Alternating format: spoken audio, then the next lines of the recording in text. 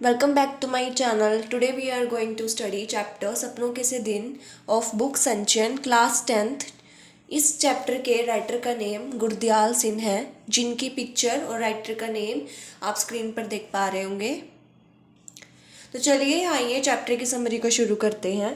यह चैप्टर पुराने बचपन के दिनों और शरारतों से भरे बचपन पर आधारित है. लेखक अपने बचपन के बारे में बताते हुए कहते हैं कि वो बचपन के पुराने दिन जब हम खूब मौज मस्ती करते थे और हमें किसी काम की सुध नहीं रहती थी, उन दिनों के बारे में बताते हैं. लेखक अपनी नानी के घर के बारे में भी बताते हुए कहते हैं कि जब स्कूल की छुट्टियां पड़ती थी तब वह अपनी नानी के घर जाते थे, जहाँ पर उन्हें खूब दूध दही मक्खन मिलता था और वहाँ पर सारा दिन वह खेलते रहते थे. लेखक के साथ वहाँ पर कुछ बच्चे ऐसे भी हुआ करते थे जिनकी भाषा अलग थी और लेखक को समझ में नहीं आता था कि वो क्या बोल रहे हैं, परंतु फिर भी उनकी अलग भाषा उनकी मित्रता के बीच में नहीं आती थी और वो खूब जमकर खेला करते थे. वह पूरी छुट्टियां खेलते ही रहते थे और स्कूल का काम ही नहीं करते थे. लेखक तो पहले दिन से ही मैथ के क्वेश्चन करने की स्ट्रैटेजी बना लेते थे कि 100 क्वेश्चन को अगर एक दिन में 20-20 करके भी करो तब भी आराम से लास्ट में काम खत्म हो जाएगा. परंतु ऐसे ही खेलने में छुट्टियां बीत जाती थी और वह अपना काम पूरा नहीं करते थे और आखिर में उन्हें टीचर की मार खाने का रास्ता ज़्यादा अच्छा लगता था. लेखक को पढ़ाई लिखाई से बहुत नफरत थी. उन्हें तो किताबों में से बदबू आती थी. सबको अगली क्लास में जाने की खुशी होती थी, तो दूसरी तरफ लेखक को इस बात का दुख सताता था कि अब और नई किताबें पढ़ने पड़ेगी और सब कुछ शुरू से शुरू करना पड़ेगा. लेखक के स्कूल में एक पीटी टीचर थे जिनका नाम था प्रीतम चंद. वो बहुत ही गुस्से वाले थे और उन्हें बात बात पर गुस्सा आ जाता था, जिसकी वजह से वह बच्चों को खूब मारते थे. जब भी सुबह प्रेयर होती थी, पीटी टीचर हमेशा पीछे खड़े हो जाते थे और यह देखते रहते थे कि कोई बच्चा लाइन से बाहर ना जाए, और अगर कोई लाइन से इधर उधर भी हो जाता था तब वो उस बच्चे को ऐसी सजा देते थे कि सबके रोंगटे खड़े हो जाते थे. परंतु दूसरी तरफ हेडमास्टर शर्मा जी थे, जो कि 5वीं और 8वीं कक्षा को अंग्रेजी पढ़ाते थे और वो बिल्कुल शांत स्वभाव के थे. उन्होंने कभी भी किसी बच्चे पर हाथ तक नहीं उठाया था. लेखक का स्कूल में जाने का बिल्कुल भी मन नहीं करता था, लेकिन एक चीज़ थी जिसकी वजह से उसे स्कूल जाना पसंद था. वो थी स्काउटिंग का अभ्यास करना.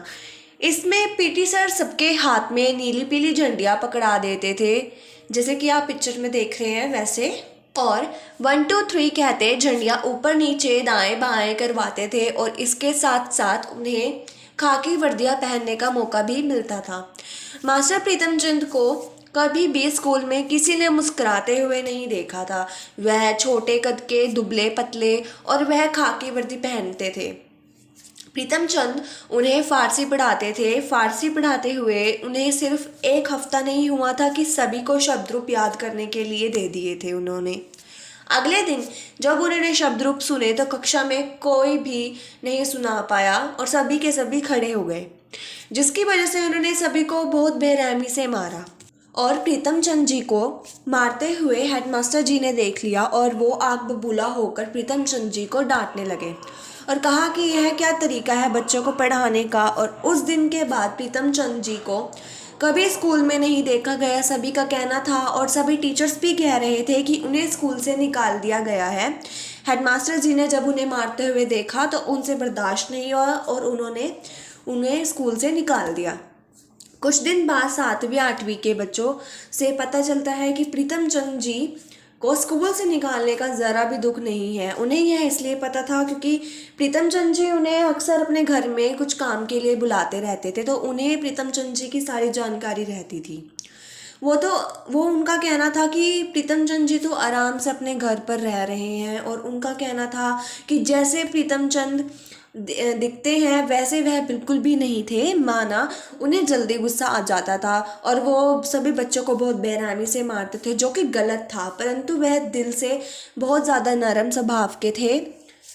उनका मकसद स्कूल में सिर्फ और सिर्फ डिसिप्लिन मेंटेन करना था और वह बच्चों से कुछ नहीं चाहते थे. इसलिए वह कभी कभी उन पर कुछ ज़्यादा ही सख्त हो जाते थे और उन्हें मारते भी थे.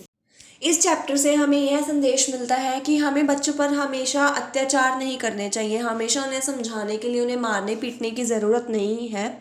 अगर हम बच्चों को आराम से समझाएंगे तो वो समझ जाएंगे, और अगर हम मारने पीटने का रास्ता उन्हें अपनाएं तो वह समझने की बजाय और ज़्यादा बिगड़ जाते हैं और अपने काम को कभी नहीं पूरा करते। आई होप आप सबको ये चैप्टर समझ आया होगा, एंड आई होप आपको मेरी वीडियो भी पसंद आई हो। अगर आपको इस चैप्टर से रिलेटेड कुछ भी डाउट है तो आप कमेंट सेक्शन में मुझे कमेंट कर बता सकते हैं। अगर आपको किसी क्वेश्चन में डाउट है या समरी में कोई डाउट है तो वो भी आप मुझे बता सकते हैं। मैं आपके डाउट को अगली वीडियो में ज़रूर क्लियर कर दूंगी। Please subscribe my channel and please like it and share it. Thank you for watching.